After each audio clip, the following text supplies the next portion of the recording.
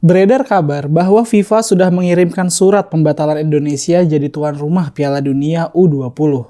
Tapi pemerintah kabarnya masih bernegosiasi dan belum mengumumkan hal itu ke publik. Saat ini opini publik sudah terbelah soal timnas Israel yang bakal datang ke Indonesia. Ada yang menolak, ada juga yang menerimanya. Sebelumnya, sudah ramai penolakan pada timnas Israel yang akan ikut berlaga dalam pertandingan itu.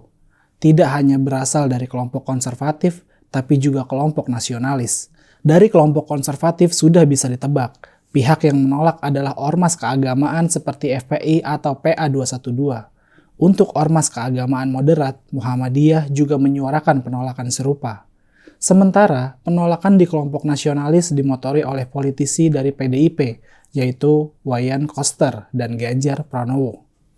Kelompok yang menerima kedatangan timnas Israel itu dimotori oleh kelompok nasionalis dan pecinta bola. Sementara itu, ormas keagamaan moderat dalam barisan ini adalah NU. Kedua belah pihak memiliki argumen masing-masing.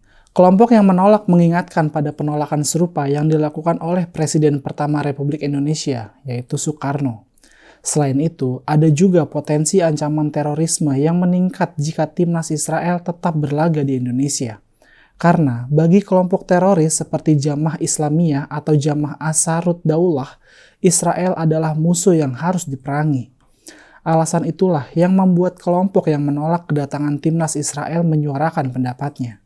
Sementara mereka yang tidak mempersoalkan kedatangan timnas Israel beralasan anggota parlemen Israel dan atlet olahraga Israel pernah bertanding ke Indonesia. Kenapa sekarang timnas sepak bola Israel dilarang?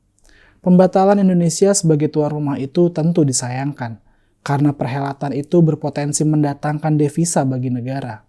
Tapi membiarkan timnas Israel bertanding juga beresiko bagi keselamatan banyak orang. Sebenarnya, kalau kita ditempuh jalan tengah, Indonesia tetap bisa menjadi tuan rumah, asalkan timnas Israel tidak ikut bertanding. Tapi itu juga tidak mungkin dilakukan, sebab dalam tradisi sebelumnya, Israel sudah ikut pertandingan Piala Dunia.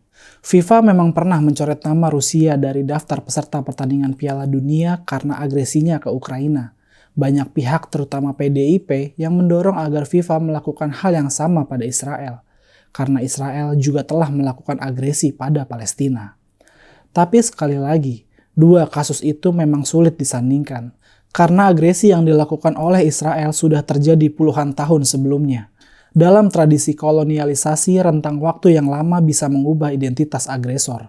Misalnya Inggris dulu melakukan agresi ke wilayah Australia, atau bangsa Eropa yang dulu menaklukkan tanah yang sekarang disebut Amerika Serikat.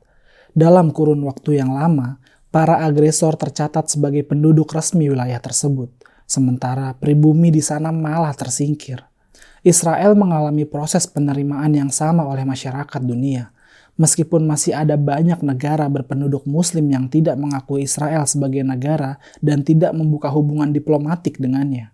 Itulah mengapa organisasi internasional seperti FIFA menganggap Israel sebagai negara yang resmi dan sah untuk ikut pertandingan Piala Dunia. Keputusan ini tentu tidak dapat diganggu-gugat. Sampai saat ini, kabarnya pemerintah masih melakukan lobby agar pertandingan tetap dilakukan dengan berbagai penyesuaian. Semoga apapun yang diputuskan oleh FIFA nantinya menjadi bagian terbaik bagi Indonesia.